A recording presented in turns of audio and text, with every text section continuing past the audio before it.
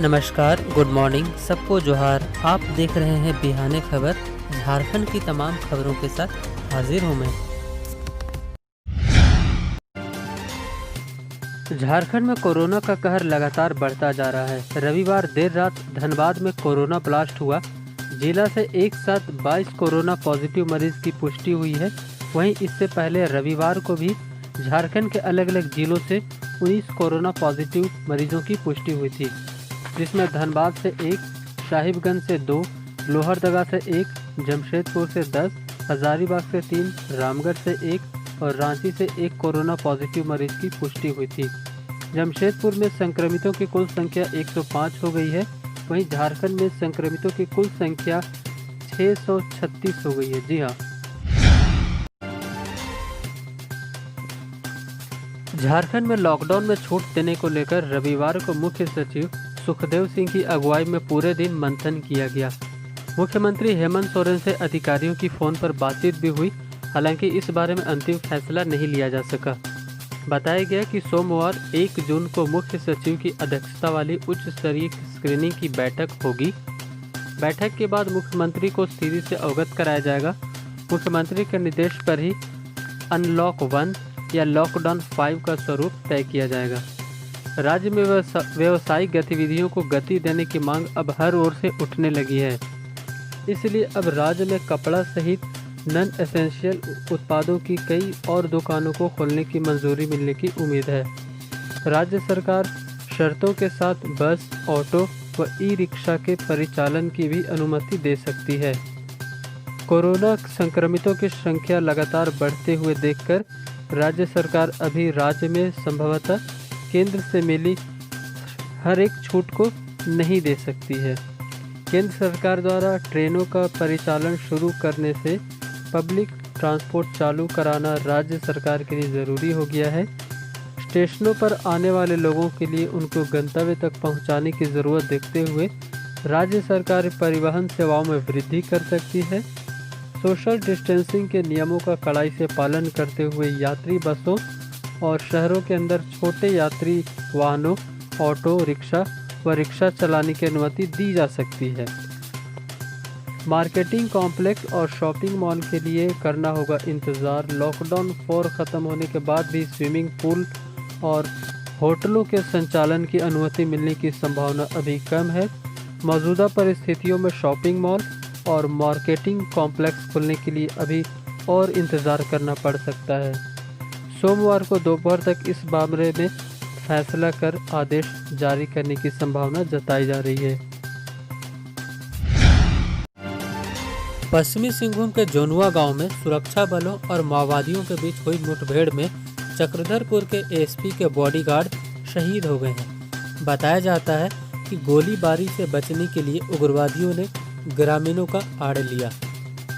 एक सूचना जो है इंटेलिजेंस एजेंसीज के माध्यम से मिली थी, तो इसी सूचना के संदर्भ में एक रेड का एक अभियान हम लोगों ने संचालित कराया था, जिसका नेतृत्व एडिशनल एसपी ऑपरेशन प्रणव आनंद झा और एएसपी चक्रधरपुर श्री नाथू सिंह मीना और हमारी सुरक्षा बलों की टीम कर रही थी।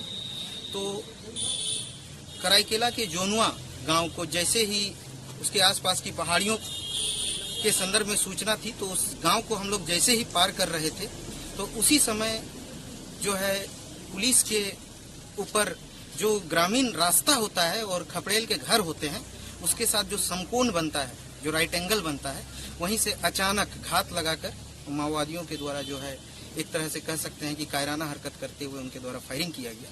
तो ग्रामीणों की आड़ का उपयोग किया गया, घरों की आड़ का उपयोग किया गया।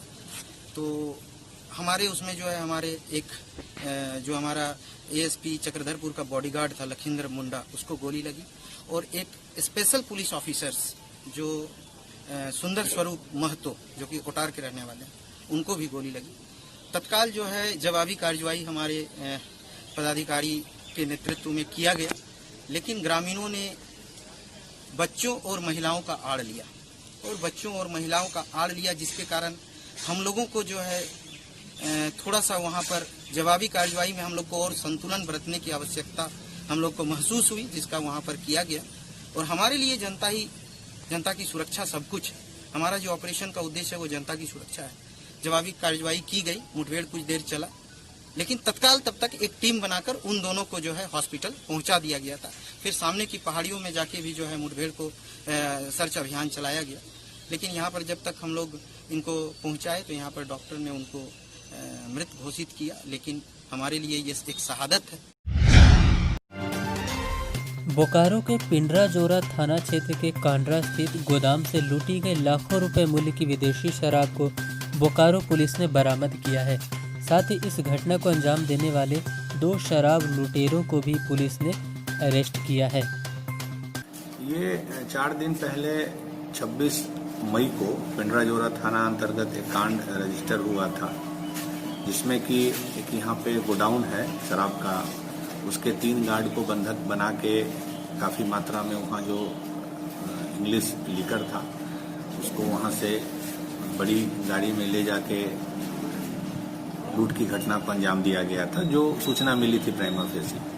फिर उसके बाद एक टीम बनाई गई, एसडीपीओ चास के नेतृत्व में एसआईटी बनाई गई इसको केस को डिटेक्ट करने के लिए। तो बाद में इसमें पता चला कि 5-6 लोग इसमें इन्वॉल्व हैं इस घटना में। इनफैक्ट गार्ड की भी संलिप्तता उसमें आई है। उसमें जो 2 मुख्य आरोपी हैं सोनू और राहुल, उनकी गिरफ्तारी हुई है। पहले सोनू की हुई और फिर उसके कन्फेशन पे राहुल की हुई। और इसमें 751 पेटी शराब जो इंडिका कार यूज हुआ है, इसमें कि आप देख रहे हैं यहाँ पे लाठी तलवार ये सब रखा गया था गार्ड को डराने धमकाने के लिए। सीसीटीवी का वो पोर्शन भी मिला है जिसको खराब करने का प्रयास किया गया था। इस तरह एक बहुत बड़ी सफलता बोकारो पुलिस को मिली है, इसमें कि इतने बड़े अमाउंट में लेकर के यहाँ हम लोग सीज किया गया है और 1-2 अभियुक्त इसमें अभी भी फरार हैं, जिनकी गिरफ्तारी हेतु छापामारी जारी है।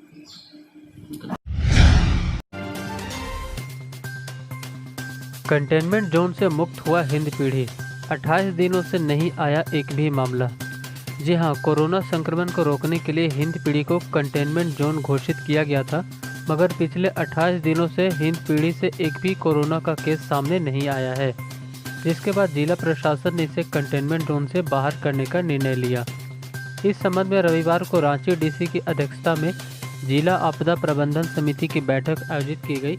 आयोजित बैठक में सरकार की गाइडलाइन के मुताबिक हिंदपीढ़ी के सभी क्षेत्रों को कंटेनमेंट जोन से मुक्त करने का फैसला किया गया। बैठक के उपरांत उपायुक्त रांची राय महिमापत रे ने आमजनों से अपील करते हुए कहा कि हिंदपीढ़ी को कंटेनमेंट जोन से मुक्त किए जाने के बाद लॉकडाउन के सभी नियम वहां शहर के अन्य हिस्सों की तरह लागू रहेंगे। कोई भी लॉकडाउन के नियमों का उल्लंघन न करें, इससे आप खुद की और दूसरों की सुरक्षा भी कर पाएंगे। सोशल डिस्टेंसिंग का पूर्ण अनुपालन सभी पब्लिक प्लेस पर लागू होंगे। दुमका मुफस्सिल थाना क्षेत्र में मकई लदा एक ट्रक पलटा, इसमें ट्रक और ड्राइवर घायल हो गए। दुमका मेडिकल कॉलेज हॉस्पिटल में इन दोनों को भर्ती कराया गया। बताया जाता है घटना दुमका रामपुर हाट की है, जहां बीते दिन एक ट्रक अनियंत्रित होकर पलट गई। ट्रक पर मकई लदा हुआ था। इस दुर्घटना में ड्राइवर और खलासी गंभीर रूप से घायल बताए जा रहे हैं।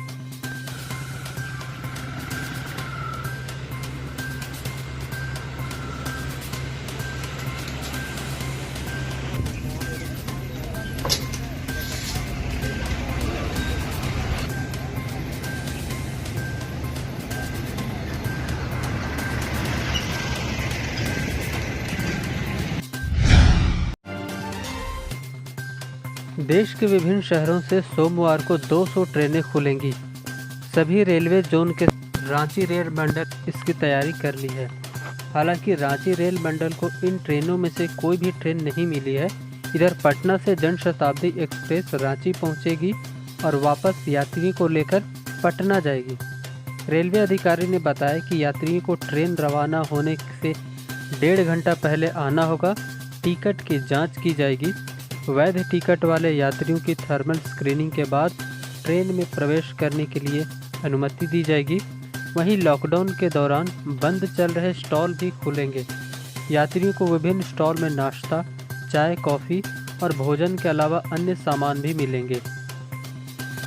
2:25 के बजाय 3:25 ट्रेन आएगी। ट्रेन रांची पटना जन शताब्दी एक्सप्रेस निर्धारित समय से 1 घंटे लेट से रवाना होगी। यात्रियों के लिए विशेष दिशा निर्देश जो दिए गए हैं, यात्रियों को ट्रेन के रवाना होने के 90 मिनट पहले रेलवे स्टेशन पर पहुंच जाना होगा, यानी तकरीबन 1.5 घंटे पहले। रांची रेलवे स्टेशन से यात्रा करने वाले केवल मुख्य द्वार से ही प्रवेश कर सकेंगे। यात्रियों को गंतव्य स्टेशन पर उस राज्य के स्वास्थ्य प्रोटोकॉल का पालन करना होगा जिस राज्य के लिए वो जा रहे हैं। यात्रियों के पास स्टेशन पर आने और जाने के लिए टिकट कंफर्म करना होगा। यात्री खान पान का प्रबंध स्वयं करेंगे। ट्रेन में चादर, कंबल या पर्दे नहीं दिए जाएंगे। सभी यात्रियों को आरोग्य सेतु ऐप डाउनलोड करना होगा और उसका पालन करना होगा। मास्क पहनना ज़रूरी होगा। ट्रेनों में और स्टेशनों पर सोशल डिस्टेंसिंग का पालन करते हुए हर एक चीज़ों को अमल में लाना होगा।